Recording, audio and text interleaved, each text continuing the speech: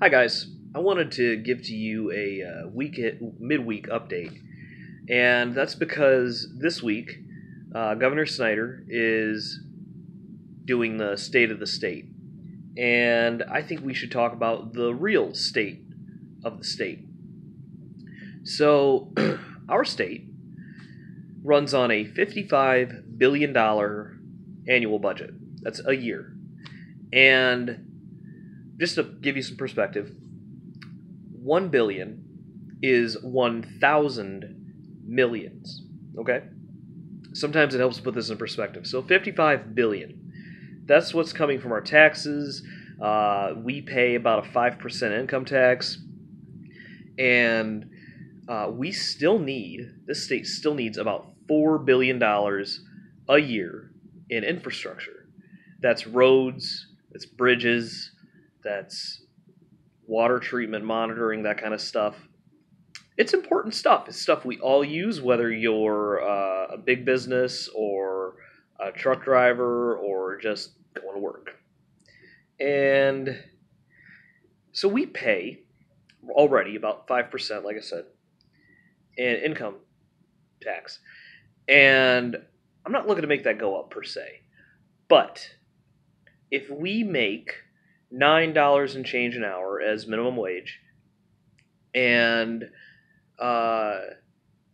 you have, well, for many years, minimum wage was stuck at $7, $8. It did move up finally, thankfully. But 5% on that is a significant piece of a small pie, especially when coupled with federal taxes. And I think we're going about it all wrong. I think that if we increase the minimum wage to a living wage, and let's say 15, eventually all things need to go where they need to go economically, but let's say 15. 5% of that 15 isn't as big a deal as the 5% of $9 and change. And we're still being we're still taking more from the taxes, okay? So instead of it being 50 cents on $10, it's now 75 cents on $15. And that's 75 cents multiplied many times over. Could help pay for infrastructure, to give us the roads and the bridges and the things that we need. So if we take the minimum wage and the state hires workers and invests in infrastructure, suddenly we're creating a competitive environment where other companies have to come around and say, well, there's not enough workers. We better hire people with a competitive wage. Suddenly you've got wage competition vying for our labor, which is a good thing, okay? And when we do that, when we bring up our minimum wage, we're going to have people saving up to start their own business, to go back to school, to get a journeyman's license, to any number of things. And those people are going to build the economy out. And right now what we've got is a situation where big companies can say, we're not going to pay this guy a living wage, so let him go get assistance from the government. That's a handout to the company that you work for.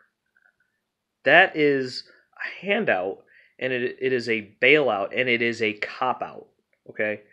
The minimum wage is there to make sure that there's a minimum, that businesses just have to work within those rules. That's capitalism, in my view.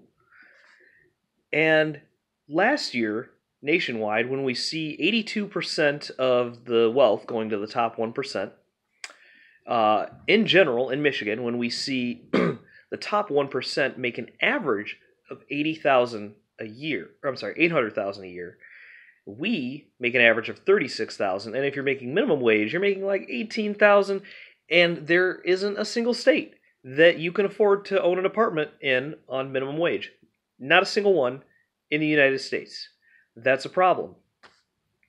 So I think that the economic plan should involve investing in our infrastructure, in increasing the minimum wage, because this will build the middle class. This will encourage growth. This is the way we need to go. Not cut, cut, cut. We need to back our teachers up. We need to back up skilled labor with higher wages yet. I wish we could revalue the dollar. I really do. But things go up. They get more expensive regardless of the wage stagnation that we have had. And I think it's time to do something different. So if you agree with me, come join me. Let's do this thing. Pay attention. Let's find some events. Let's build it. Thank you.